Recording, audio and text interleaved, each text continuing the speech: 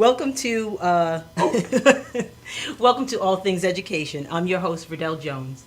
This show is dedicated to providing students, parents, and educators with relevant and timely information on issues concerning education. So from Common Core to the topic that we're going to be talking about today, the student athlete. So I'm very excited to bring this information to you. And in the words of Maya Angelou, when you learn, teach; when you get, give.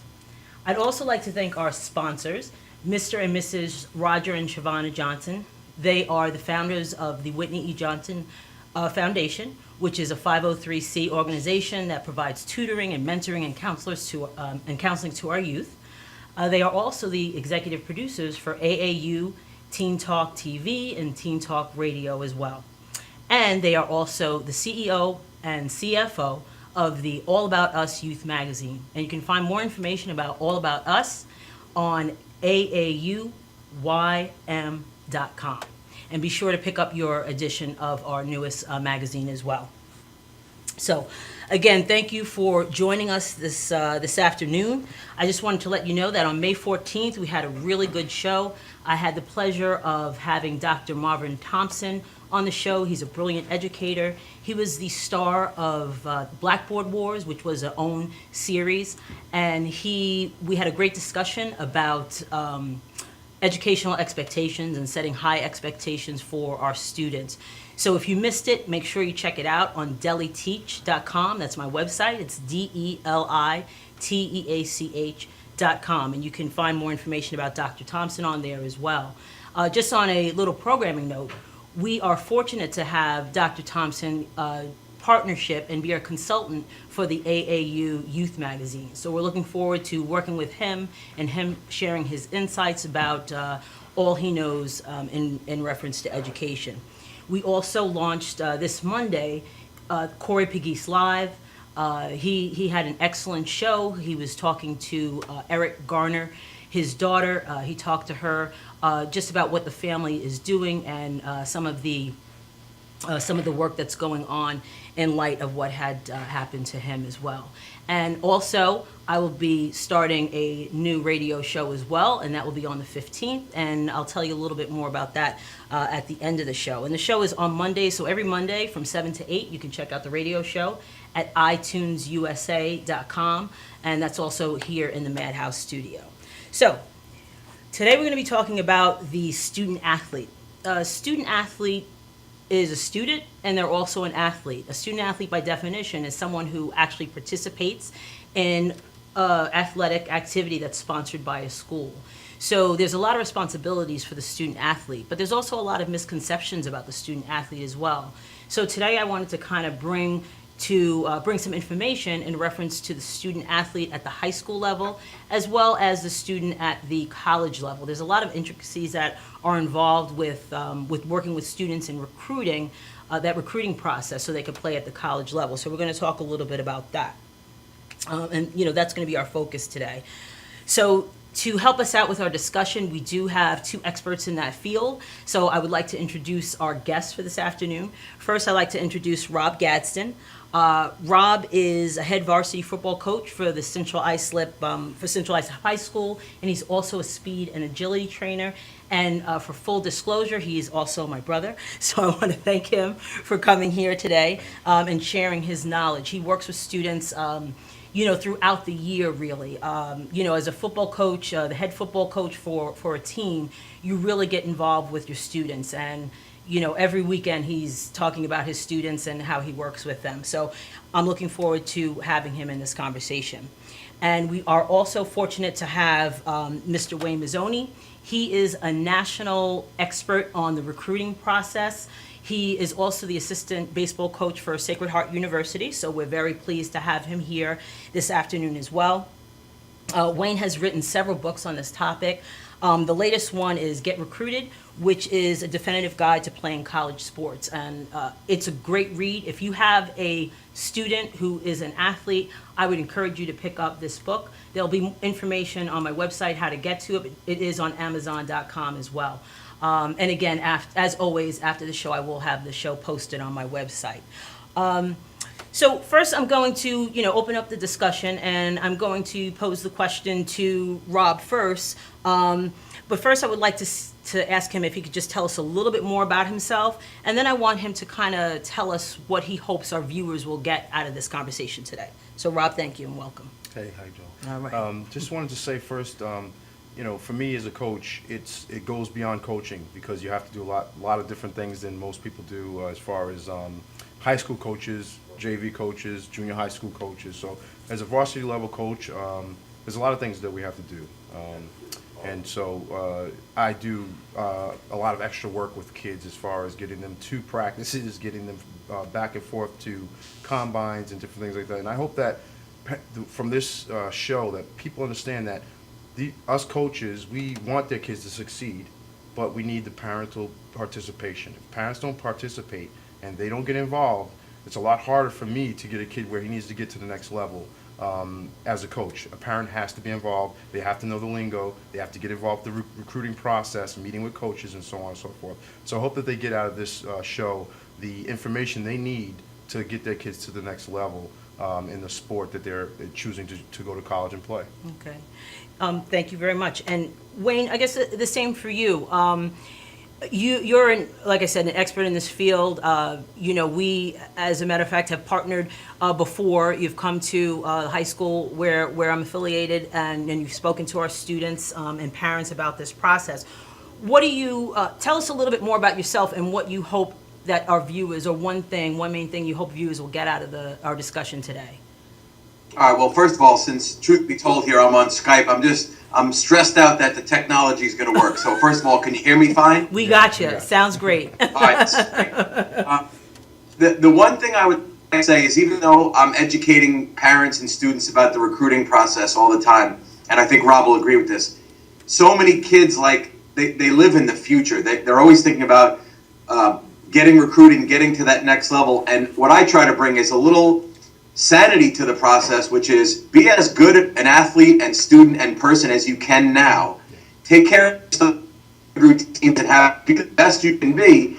And if you take care of that, then the recruiting process will take care of itself. But a lot of kids sort of play just to get noticed rather than play to be the best athlete they could be. Okay, great. Thank you. Great. As I said, I have a lot of people that I know personally that want to know this information. They do have a student that is talented on the playing field, and they really don't know how to navigate this whole process. So I thank both of you for joining us today to kind of, talk about this topic. So Rob, I'm going to ask you as a high school coach, one of the, and we're going to get into this a little bit, but one of the things I think that's important for our students is the academics. Yeah. So how do you kind of monitor the academics of your students that are on your team? At Central Islip, they have a policy of the kids they can be failing some classes, and they can still are able to participate in after-school activities. Okay. So what I have to do is I have to monitor the situation I get a report every quarter from the kids' teachers, mm-hmm. and if the kids are failing a certain amount of classes, we have to get progress notes from each teacher every time that they come into the every week for practice. So let's say a kid's failing math.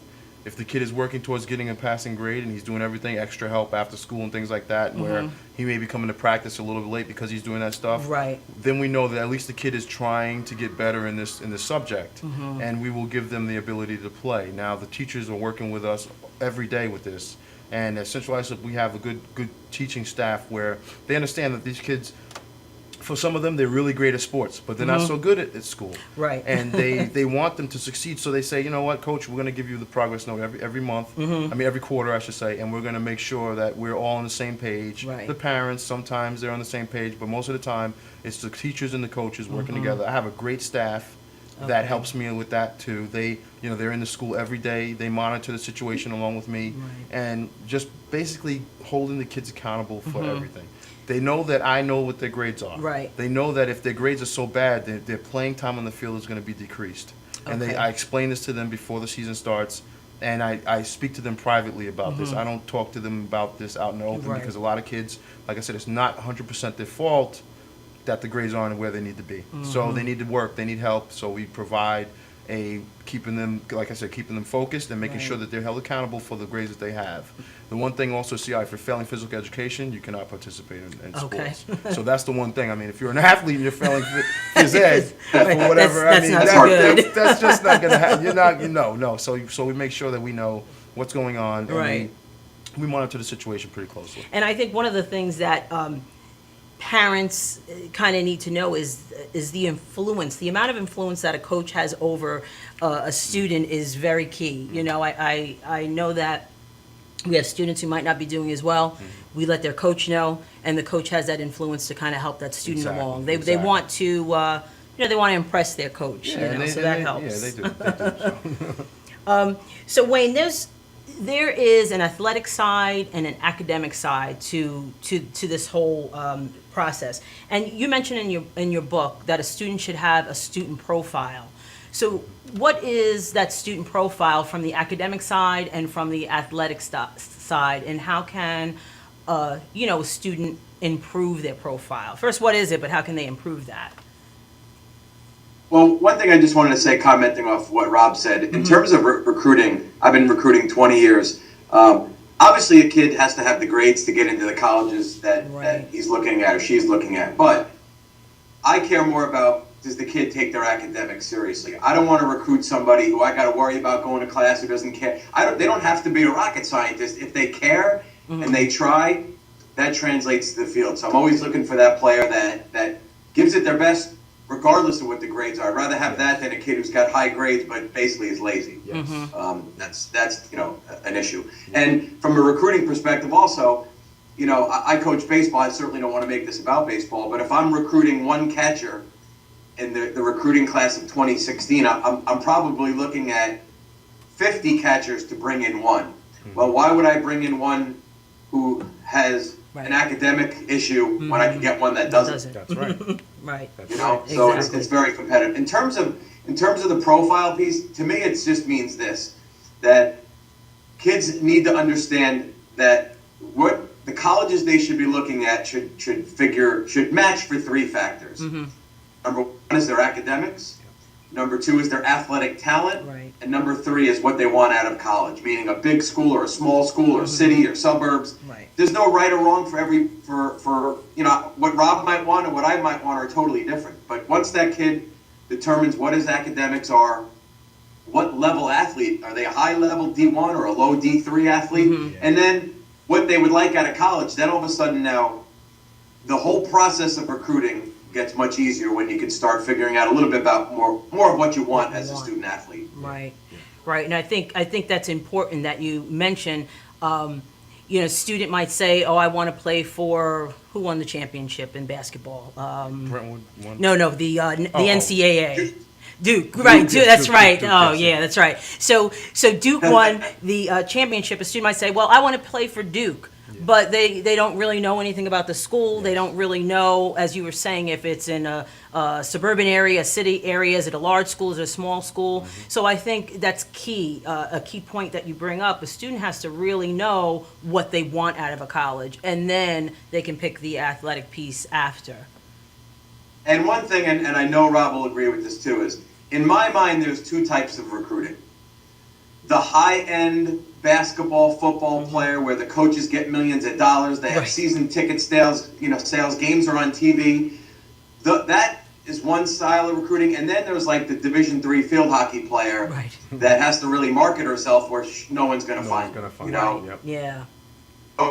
Kids that are the kids running back on the island. People will know about this kid. It's going to be on there, right? So there's that highly recruited kid, and then the kid that has to do a lot of work to get anyone to know about them. Right. Yeah, and we're going to talk a little bit about that too, how students can actually market themselves and what they need to do about that. So we'll get into that as well. So we talked about some academic. How do you, Rob, how do you go about motivating your students? You have a talented player on the field, but they lack that motivation in the classroom. What are some strategies that you use to kind of motivate them to want to do better?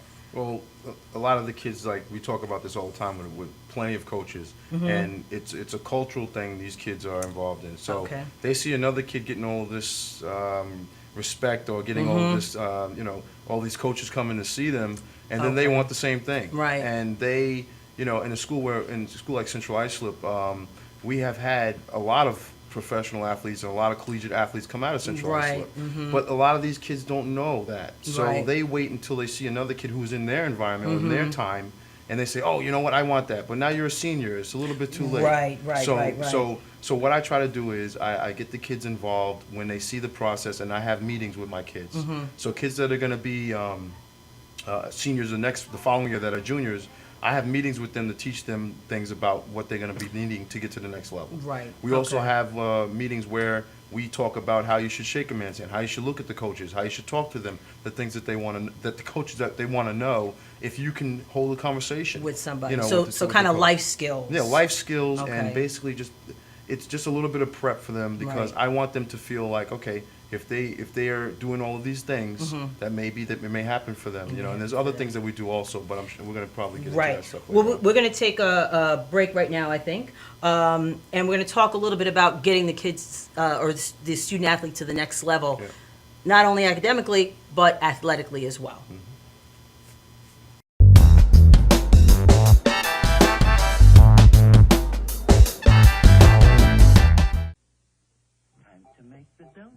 Dunkin' Donuts are always fresh.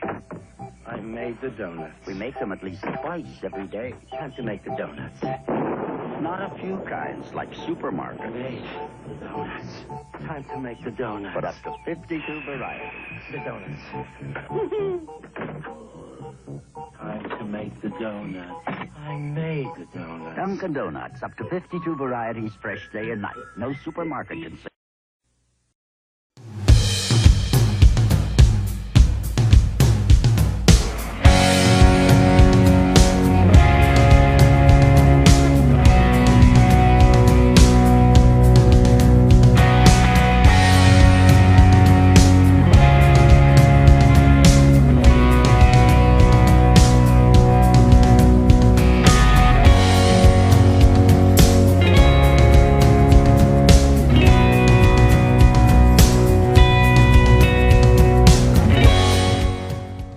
After all the candles are blown out, after the last toast of the night, Cambridge paving stones with ArmorTech stand the test of time. Beautifully designed, built to last. Only Cambridge paving stones have ArmorTech, our unique process that produces a rich, distinctive color. Create your own memories with Cambridge paving stones. Visit CambridgePavers.com. Cambridge paving stones with ArmorTech will always look like new. Stretching under sedation or manipulation under anesthesia is a very gentle, very precise procedure to very slowly release any scar tissue that is formed as a result of a traumatic injury. Many people ask, how does this work? Will I get hurt? Will you stretch me too far? We only stretch the body part to its normal range of motion. After completing the post-MUA rehabilitation program, it's very common that our patients say to us, hey, I can play ball with my kid again.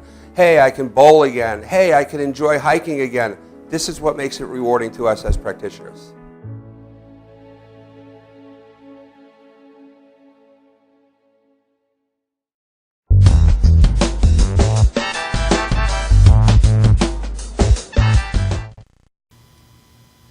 Okay, so now we're going to get into a conversation in reference to getting the student to the next level athletically. We did speak a little bit about academics. Academics is definitely the place to start. In my profession, I'm a counselor at heart, and academics is something we always stress to students. We want to make sure that academically they're doing well enough to be able to give them the opportunities that they can get. So once that piece, we always tell students the most important thing is going to be that transcript and what that transcript says. So we were talking a little bit about academically. Our students need to, be able to have a good profile in the way of that. But let's switch a little bit to athletics. How do you get your, Rob, I'm going to ask you, and then Wayne, I want to ask you as well, but how do you get your students to the next level athletically? Athletically, well, Right. Weight room.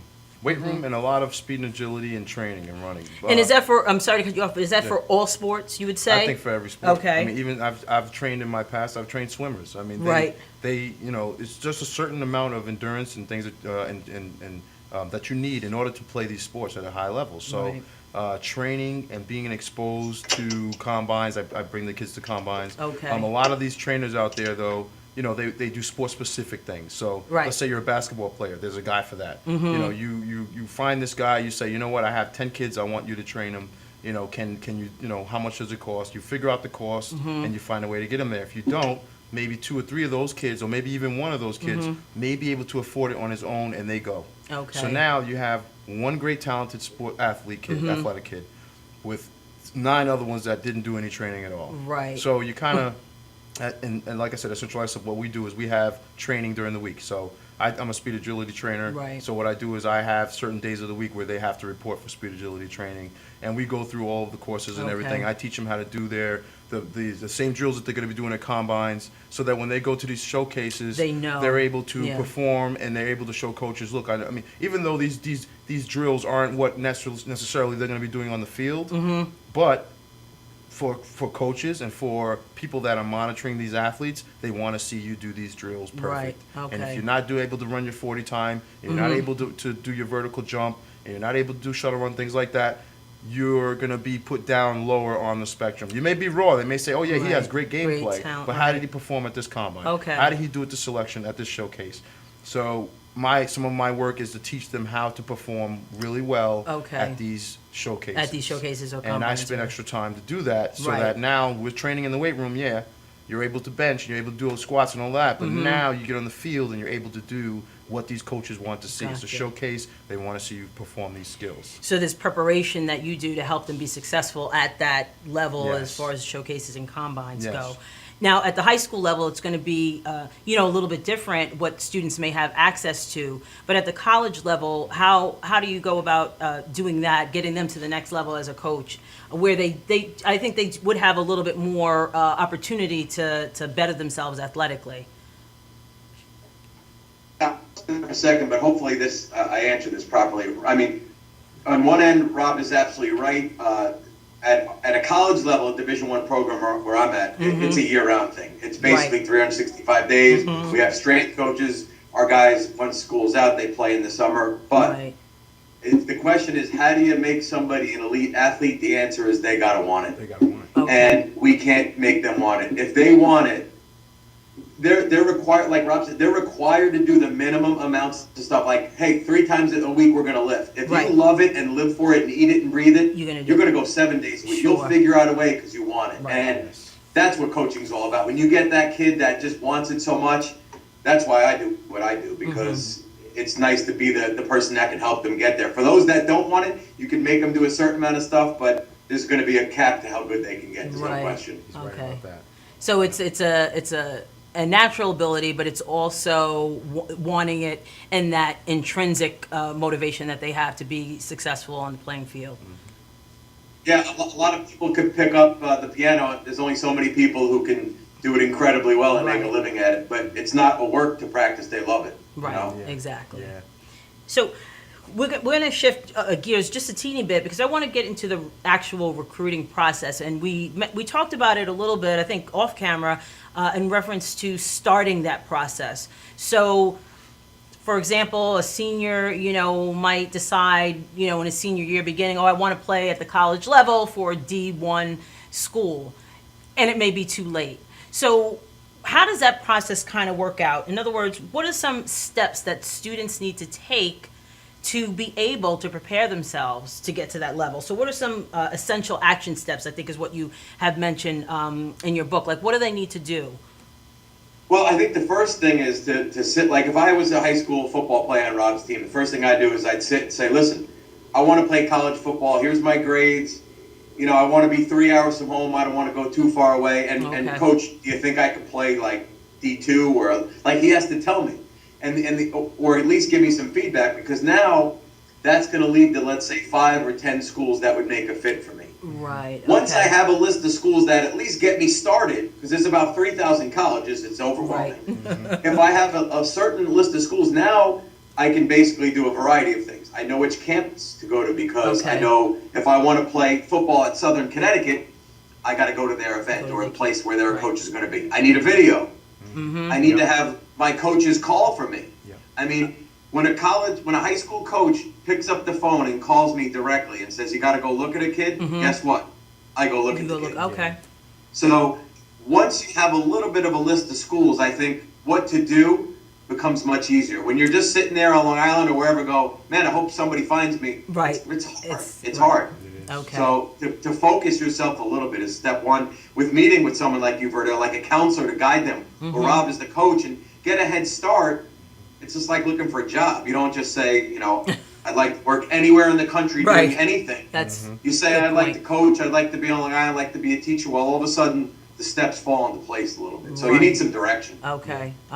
That's an excellent point. So kids really have to take that initiative to reach out to their high school coach or their counselor to let people know what's going on. That's a great point. You're looking for a job. You just don't say, okay, I want a job, find me. Yep. You have to be proactive and take those steps to be able to do that. Yep. So that's a great point. As far as, and I'm not too familiar with this, my children weren't, I have a daughter who played volleyball. She wasn't, going to college to play volleyball, and my son, he's not, he wasn't into sports. So a lot of other parents who had, their children in activities or on travel leagues and they were on special teams. Can you kind of explain, Wayne, how that works and what's the importance of doing those things? Because it's very time consuming. It could be very expensive. Is it something that everyone, well, not everyone, but is it something that someone who's looking to go to a Division I school or, or a little bit less than a Division I school, is it something that they should be doing? Are you talking about travel teams and playing their sport all the time? Is that Right, the question? yeah, year round, yes. Well, I'll start with this, and I'm very curious to see what Rob says. Even though I'm a college baseball coach, I'm a big fan of multi-sport athletes. Okay. I don't like the one kid who just plays my sport all year round. I love the kid to play 2 or 3 sports and grow as a person and, get your workouts in. To just do one sport all the time. I mean, to me, that's one of the worst trends going in the last 10 years. Yes. Is some kid who's 8 years old is just doing soccer year round. That's insane to me. It's insane. They get burnt out. When you get to later in high school or maybe in college, you specialize. But to do it like at age 8 or 9, to me, it's all about money. It's about someone that's trying to get 4 seasons of soccer out of your son or daughter. And Wow. if you love soccer as your primary sport, yeah, you might play it an extra season in the summer or whatever it might be. But I'm highly against doing one sport all year round, unless you've truly discovered that you don't like anything else by trial and error and you just want to do one thing. But I don't think that's the way most kids are wired. Right, yeah. And it is a trend. Robbie can speak to that as well. Yeah, most of my guys that I have on my football team, my skill guys, most of them run track. So they'll run track. Great. Some of my linemen, they'll do shot put. Okay. Now, or discus, they'll do those events. But most of the time, they're either playing basketball or they're, like I have now where a lot of my receivers, my skill guys are basketball players. But I was able to recruit them by working with the coach and say, look, you guys could be multi-sport athletes. It's going to look better on your resume. Right. Coaches want that. So you're just doing basketball all year round. I said, I'm giving you an opportunity to play football also, where you can, get different look now. So now a coach is saying, oh, man, look at this kid. He can catch, he can play basketball, he can do all these things. And he has good grades, and he's doing what he needs to do. So and he develops as an athlete. Exactly. So now they're doing multiple things with their bodies, where football or basketball, just doing that is one muscle group, one thing that they're doing. So as a trainer, I always say to these kids, I said, my football guys, you should be running track. You're only going to get faster. Right. I'm going to need that speed when we start our football season. And season. endurance as well. And I work with the track coach. And like I said, the basketball coach has a lot of my guys, and they play basketball, AAU ball all year, all summer long. But I let them do that. If they're going to miss practice, they say, oh, I got a basketball game, or I got basketball practice. I said, well, you're doing an athletic activity as long as you're in the weight room a certain amount of times per week. I know that you're getting your cardio, you're working your legs, you're working your arms. I said, now when you come, to the field, you're not gonna be at a disadvantage. You're gonna be okay. Unfortunately, not every coach does what you do. No, they don't. No. And we've had problems in the past, and it's been, it was a battle for many years where nope, they can't play anything else, and we changed that. We changed that around there at the school now. So it's a really nice thing to see. A lot of these basketball kids come and they say, I want to play football. Wanna play football, and right. the head coach and I both have a good rapport, and we work together on it. You know what I mean? And you know what the thing is, it is a trend. You do have those one sport athletes, and I mean, is there anything that speaks to the effectiveness of that, as far as Wayne, what in your experience of what you've seen? Because I know AAU basketball is really a big thing. So is there any indication to whether or not that's that's a useful thing? I know. I get the likes to play that sport year round and getting good coaching and playing with friends, and that's fine. I mean, there's many stories that you can go to New York Times or Wall Street Journal and Google athletes that just got completely physically and mentally burnt out, and even were recruited and just bailed on it when they were in college because they're like, hold on, this is my 10th year now of doing hoops year round. Like, there's got to be some other things to do in life besides put a ball in a hoop, So, but some kids blossom. Everyone's a little bit different. And as a parent or a counselor or coach, it's like helping them figure out what the right way is. In other words, when kids think, oh, a college coach will be so impressed, I've done nothing but my sport all year round, very few of us find that as attractive. Because now we think maybe you've even reached your peak level because you've done it all the time. There's no room for growth. Exactly. Yep. Oh, we're going to take a quick break, and when we come back, we're going to talk a little bit more about the recruiting process, but we're also going to talk about parental involvement and how important parental involvement is in this entire process as well.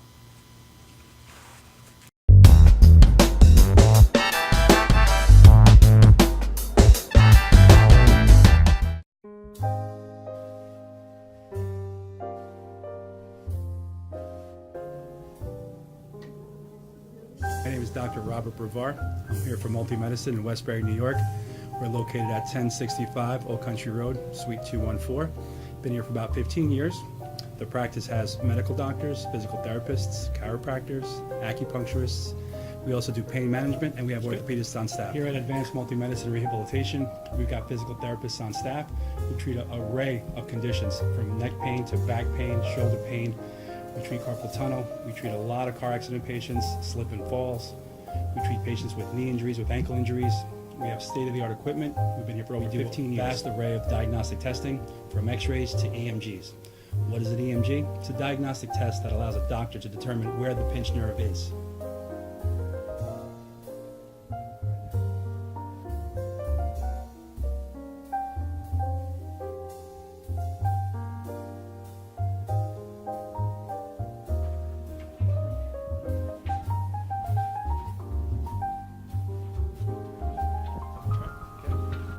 Cora is a physical therapist at Advanced Multi-Medicine and Rehabilitation.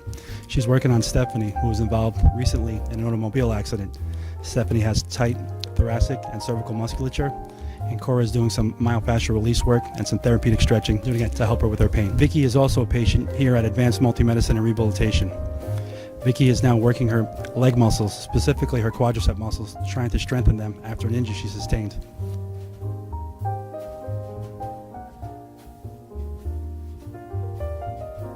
If you find yourself in need of any type of physical therapy, please don't hesitate to call Advanced Multi-Medicine and Rehabilitation, located in Westbury, New York, in Suite 214.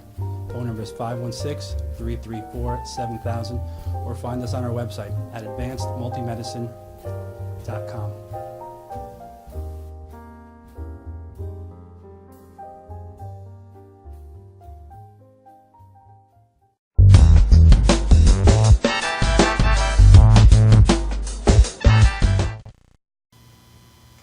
Okay, welcome back.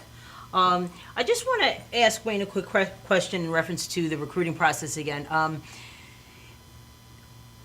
I know there's recruiting companies or recruiting services that people can take advantage of. What do you think is the benefit to that? Is that something that individuals should look to do if they're, like you said, the top athletes? I think you mentioned they're like the blue chip athletes. They might not need to do something like that because a lot of people will know, who they are.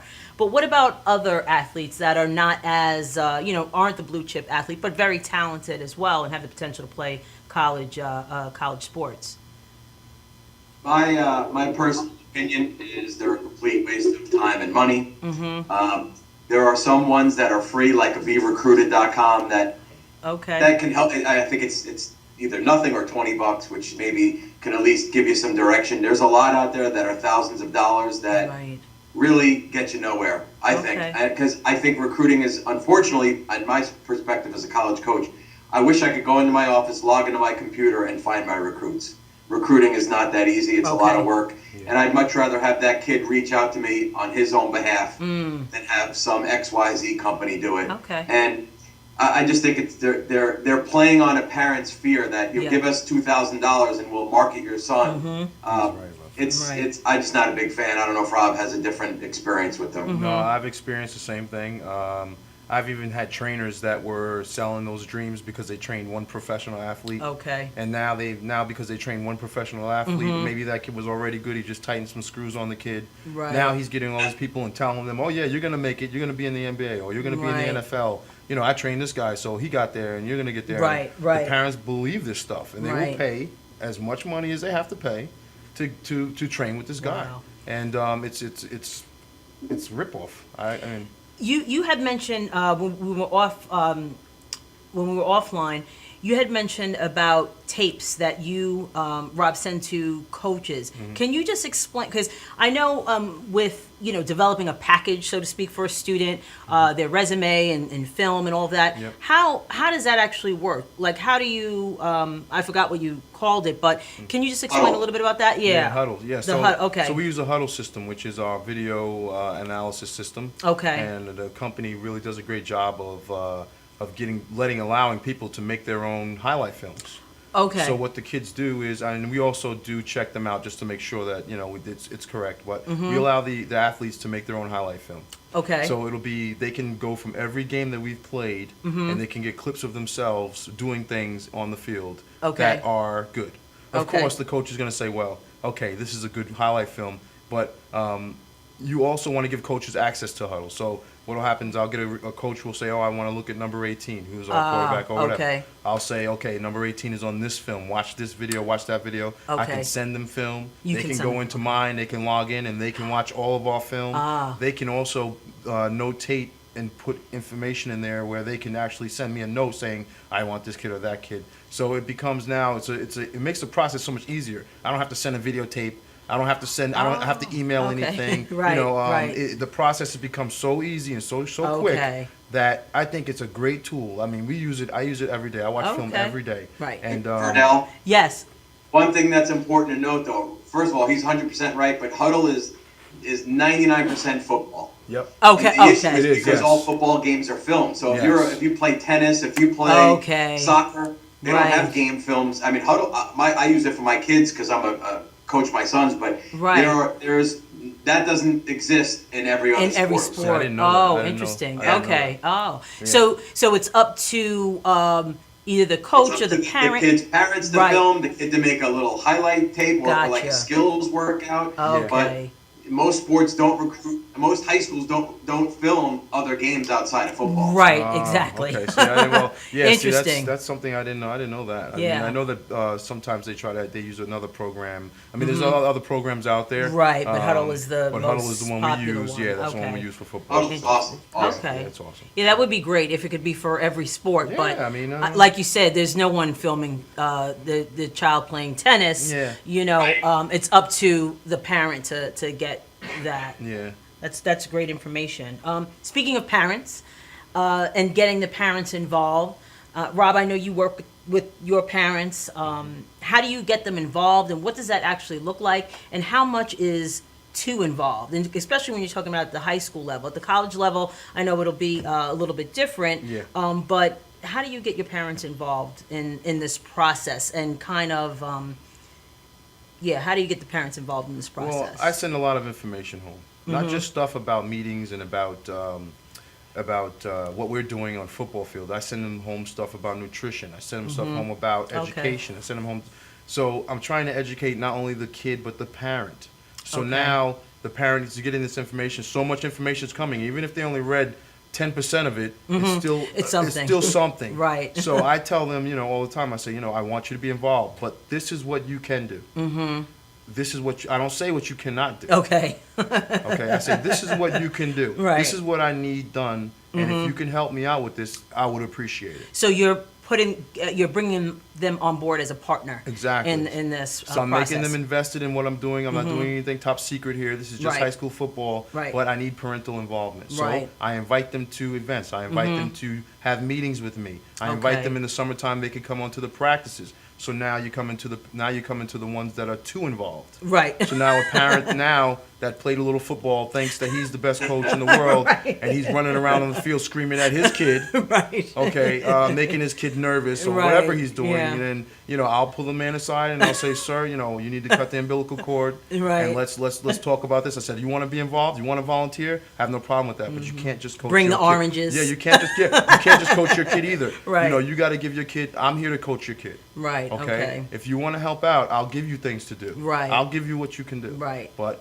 I don't want your child to feel like he's under so much pressure at practice. This is Yeah. practice. He's supposed to be learning, and I don't think that's a good environment for him. So I'm very nice about it the first time. But I have a good rapport with the parents. right. Because I'm from the area, and Right. most of the parents know that, and they come and they know that they can talk to me and Right, makes a about anything difference, really, sure. and anything that's going on at home. Usually with the kids, if they have something that's going on, they usually give me the information, and it's been really good this Good. past few years. Getting a lot better with the parents because Right. you need them. If you don't have the parents behind you, you're not gonna be able to do Right. anything. Kids will miss practice. Kids won't come to the weight room. They won't be eating right. Things like that. Things So like that. I involve them at a high level with the parents, very very high level. So Wayne, on the recruiting side of it, it would seem the parents have to. I mean, I have two children. They're different. One, I give them the information and they have to run with it. Another, I might have to do a little bit more. So when you're talking about the recruiting process, what should a parent be doing with their child to help them along that process? I lost a little bit of that second part. The screen froze on Oh, me there okay. a little bit. But I think let me see if I head down the right Okay. path here, which is I think a parent's job in the recruiting process is to get the kid to move the process forward and Okay. write coaches or call coaches or put a video together Right. But I see a lot of parents do it for the kid. Yes. And I don't think that's the right way, because soon enough the kid's gonna have to go to college and deal with professors and teammates and being on your own and do your wash and all that. So I think our job as parents, it's a hard one, It is to get the kids to do it themselves rather than do the process for them. I can tell when I get emails written too well that their kid's mom did it or dad did it rather than the kids did it themselves. So Right. in terms of the parents, for whatever reason, I've been lucky. I only have really good parents that are involved with our program. Really no headaches at the college level. Maybe they just understand it's their kid's time to handle their own problems. So if the kid's got scholarship issue or playing time, usually the kid comes in and handles it on his own. Right. You mentioned scholarship, so let's just jump into scholarships. A lot of times parents think that my child is going to get a free ride to a particular college because they're talented, but they might not know scholarships are not given that way, and there's certain ways that colleges and NCAA, I guess, also kind of determines the amount of scholarships that are available. Can you explain a little bit about that and what the misconception is around scholarships for student athletes? Yeah, I think there's, again, back to what we spoke about before, there's two ways to look at it. Your elite kid at a Duke, a blue chip kid, football, basketball, the kid who's highly recruited, that kid is going to be on a full ride. That kid's going to get a full scholarship to play that sport. Right. When you look at Alabama football on TV, there's 120 kids in the sidelines. Right. 85 of them didn't pay to go to Alabama, okay? Now when you talk about most other sports and at other levels, there's just partial scholarships. So, I mean, I'm in a Division I baseball program. We got 31 kids on the team, and we have 18 kids that get athletic money. No one had a full scholarship. Okay. So, wow. You're getting academic money and some loans and some other financial aid and some athletic money, but there's not soccer kids playing at Hofstra or Stony Brook that are getting every dime paid for. It's just Okay. not the way recruiting happens. Right, and you have to take into account, and parents should be aware of this, that room and board is probably not even in that equation at all. It's mostly tuition based, correct? Correct. In fact, a really highly recruited person, student athlete, will get tuition, which is a lot of money. I mean, let's just take Hofstra. Right. You're getting 32 grand a year Yeah. to go to Hofstra. Great. Now you probably have to pay another 15, 16 on top of that for room, and board. books, Right. etc. So Right. it's we could do a whole other show about how insane the cost of college is. But yes. Exactly. And the athletic money, even 5 grand a year, 10 grand a year, that's 40,000 So over expensive. 4 years. That's a huge help to a family. Right, exactly. College is very expensive. So we're going to take a little break, and we're going to, when we come back, we're going to talk about NCAA and what that actually is, the clearinghouse and all of that. Great.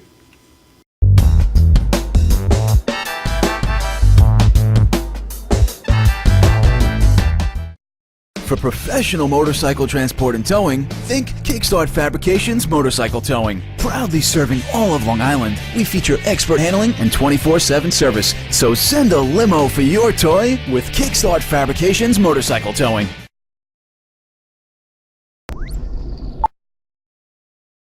You know you already want a Toyota, but when you want more from your Toyota store, you want Smithtown Toyota, where every Toyota comes with Smithtown Toyota's Toyota for Life program, giving you lifetime New York State inspections, lifetime 10% discounts on all parts and service, 2 years of complimentary oil changes, 2 years of scheduled maintenance, and more, all at no cost to you, plus low clear-out deals on every Toyota in stock. Get more from your Toyota store. Hurry to Smithtown Toyota.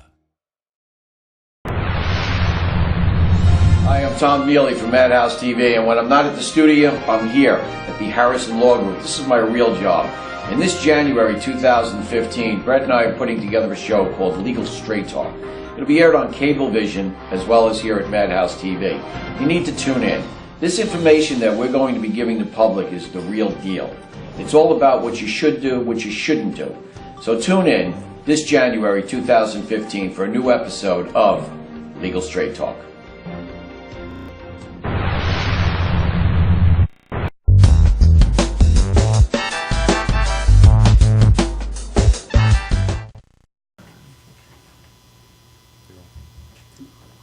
Okay, so we're going to talk a little bit about NCAA.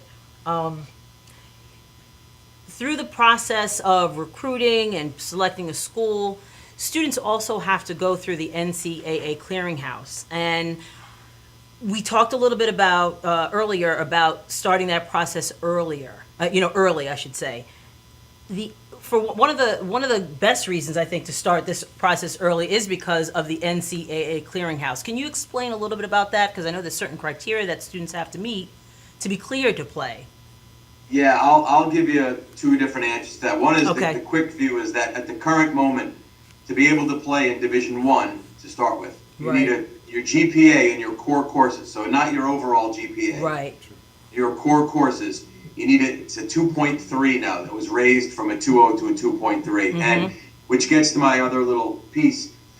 The NCAA's made a website which is called 2. So just the number 2 point, you spell out point, Okay. and then the number 3.org. And they've taken what can be very baffling and really simplified it. So like any kid that would go on and wants to play sports in college, go to Yeah. 2.3.org. Nice. And they've done an unbelievable job of like really simplifying it and explaining it. And Rodello, one thing you hit on, which is right, after 9th grade, a student athlete has done 33% of their core courses. So Right. in 9th grade, what you've done academically in the class,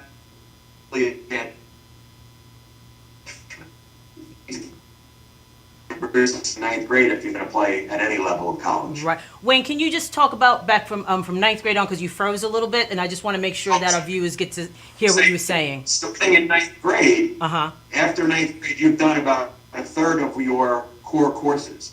So if you're off to a poor start academically in 9th grade, Right. you're going to have to make up for lost time in the rest of Exactly. your years to be able to Right. be eligible. So the bottom line is you should always be, not every kid does. Certainly kids find their stride later academically, Yeah. but you can do some damage in 9th grade Right. to your recruiting process by getting bad grades. Right. So, and I know SAT scores are also factors into It's a sliding getting clear. scale. Right. Okay. The lower your GPA, the higher your SAT or ACT needs to be. And then the higher your GPA, the lower your SAT or ACT needs to be. And again, that website, because there's so much to cover on it, we could never get to. Right. Anyone serious about it, go to that website and you'll be thrilled. Perfect. 2.3. Great. So we talked a little bit about the different divisions, Division 1, I think there's one in between Division 1 and Division 2. I'm not sure what the name of that is. Division 2 and Division 3. With Division 1 and Division 2, I know there's monies for students. Division 3, it's more probably academically based than anything else because there's no athletic scholarships. What's the level of commitment for a Division 1 student versus Division 2 and 3 student? All right. First of all, great question. One thing people who are watching this need to understand is that D3 is not like your fallback plan as if it's like a joke or intramurals. Right. Most people have this impression that, if it's Division 3, it's not all that serious. It's a huge step above your high school level of athletics for Division 3. The difference, though, is that a lot of it's NCAA rules. The number of games, the number of hours of practice, the season length. So by rule, and I almost look at it this way, and this is not for every sport, but D3, athletics is about a third of your life. The other part is academics and social life. When you get to Division 1, and especially if you're playing, let's go Alabama football, like basically you might as well be the Jets. They probably could beat our Jets. Not this year. Hopefully that gets turned around. If you asked an Alabama football player, I bet you they say football is 85 to 90%. Wow.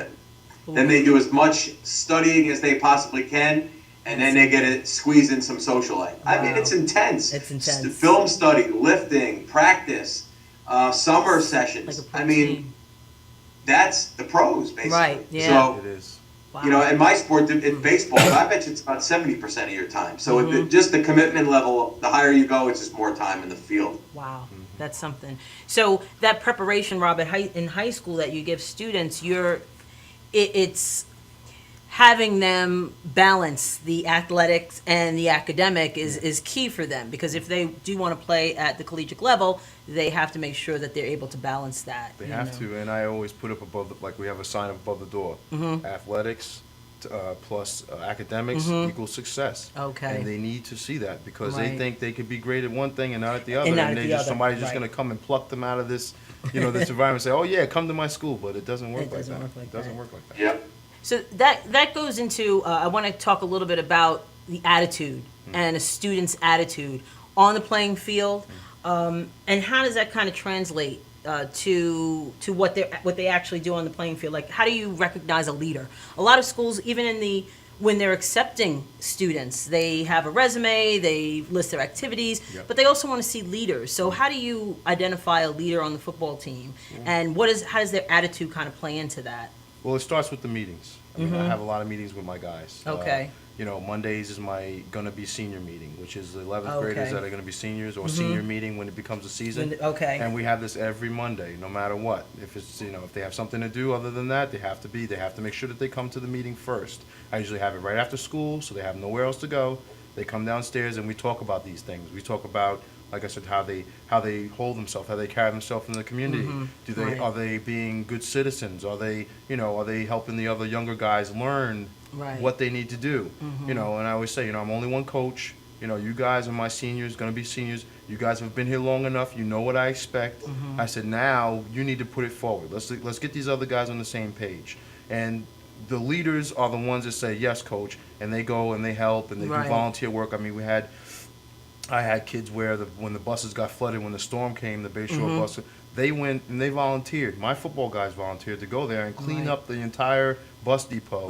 They did it because I asked them to. Right. And also they did it because they know from those meetings what I expected them to do in the community. And they know that this is what we have to do. Right. You want people to come to your games? You want people to cheer for you? Right. Start being more involved in your community. community. Start doing some community service when they have cleanups and things like that in the town. get involved, go to the Right. parades, and and represent football the way it's supposed to be represented. And they took to it. A lot of my guys, I have a very good leader group Right. of seniors coming up this year. My quarterback is we call him the general because he runs he knows how to be a leader, and Right.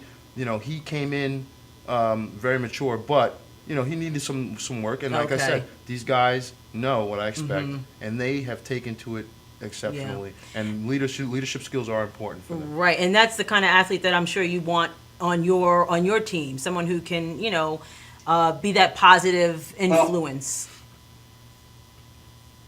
Here's the difference between Rob and I. Rob does the best he can with who enrolls Yes, at Central right. Islip, and he coaches them the best he can. He looks like he's darn good at it. I get to pick who's in my team. So Right. if you have a troubled attitude, See ya. we don't even want you. Right. So if I was recruiting if I was a football coach recruiting a Central Islip football player, first thing I do is make a phone call and say, Rob, this kind of kid I want to be around. Do I want to lift weights at 5:30 in the morning with this dude? Right. Is this guy part of the family or not? And if he's in trouble, Makes difference. forget it. Right. Forget it. So if they don't have a good attitude, they better find one quickly because it's unless they're an unbelievable player, and we hear about it in the pros, right? The guy who's a jerk, but he's that gifted. Right. Yeah. There are some of those. Otherwise, you got to be a good person and a hustler and have a good attitude. Otherwise, you're gonna hurt yourself in your recruiting process, especially. And he's right. The first question that they ask me is, Yeah. what kind of kid is this? Right. So Is he a leader? this is interesting because there's a connection that I think students need to kind of recognize, that your high school coach is the one who sees you every day and knows how you are and knows what kind of player you are, but also what kind of attitude. And that high school coach has potentially could have a relationship with the college coach. Yes. So I think it's important for students to know that even though they're talented, that their attitude really has a lot to do with whether or not they play for the college that they may want to play for. And Verdell, here's the other thing. The kid coming out of a high school who's done really well, he's the big man on campus. Right. He's done well. He comes to college, he's going to face adversity right away. Yeah. He's the stud running back in high school. Guess what? Go get in the group with 14 running backs and let's see you become the starter. That's exactly right. Right, too. exactly. So I think students really should come away with that understanding. You could be talented, but there's a lot of talented athletes out there. So the relationship that you build with your high school coach, in turn, your high school coach talking to a potential college coach is very key. Yeah, and being honest. I mean, I don't lie. I don't sit there and give a coach a bunch of crap and say, oh yeah, this is what this kid is like. Right. Meanwhile, the kid's not like that, and then because they will get exposed sooner or later. Sooner or later, and then right. and now the guy won't come back and recruit any more of my kids. Right, and that could, exactly. So you have to be Absolutely. upfront. Yeah, exactly. That has to be upfront. So one of the other things that I kind of wanted to ask you, we do have a little bit more time, in reference to, we talked about the coaches. What about guidance counselors? How can a guidance counselor, what should a student ask their guidance counselor in reference to this process, and how can they be of help? I would say this. The first thing a guidance counselor can really help with is helping the kid figure out the type of college environment that he'd be happy in. And then, now in conjunction with the coach, all right, what level is this kid? Are we talking about like a really elite athlete, or are we talking about a lower level? And when the two sides work together, sort of that list of schools will become apparent. Right. And I'm sure one thing that a coach gets, I know, is I'm sure Rob sees a kid that's probably like a D2 or D3 player that wants to play at Clemson and Florida State, and he's got to say, dude, you have no idea. Write me a letter, coach. Yeah, and sometimes it's the same thing with a guidance counselor. It's like, hey, this kid wants to play at Duke, but sorry, you don't have grades to get there. Let's be a little bit more realistic in what we're looking at. Yeah, you know? exactly. So I think like that honesty, like you were saying. So we have, I think, probably about a minute left, and in the minute, I just want you, if someone wanted to get in contact with you, Wayne, how would they go about doing that? And to ask you a question. Easiest thing is just getrecruited.net has my information, email, upcoming talks, etc. That's the easiest thing. Okay. And Rob, if somebody wanted to get in touch with you to ask you a question or get some advice on training their student athlete, how could they get in touch with you? They can email me at gadsden81@yahoo.com. And you can ask me any question you like, anything you want to know about training, or if you would like to get involved in anything that we have going on. If you're a Central Islip person and you want to get involved and you want to come and help me, or you want to come and help out the kids, we're always looking for people to volunteer and come in, and people in the community. So you can reach me through email, gadsden81@yahoo.com. Gadsden81. Okay, great. Just so everyone knows, also I will be putting this show on my website, and there's also information on the website on how you can get in contact with our guests. I want to thank them for being here this afternoon. I think there was so much information that we learned today in reference to this process. So I just want to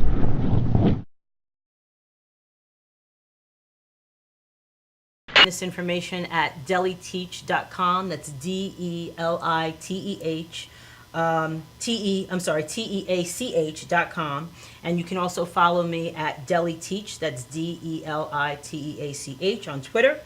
Again, I want to thank our sponsors this afternoon, AAU, Teen Talk TV and Radio. Be sure to go to AAUYM.com to get your AAU, All About Us Youth Magazine today. And also, just a little information about our show that should be airing. I believe it's July. It's the second Thursday of the month. I'm going to have. We're going to talk about young women and self-esteem and how that kind of relates to their educational journey. We have a guest here that will be coming in, Darlene Aiken, so she'll be talking about that as well. Also, we look forward to you tuning in to listen to my new radio show, Conversations with Deli.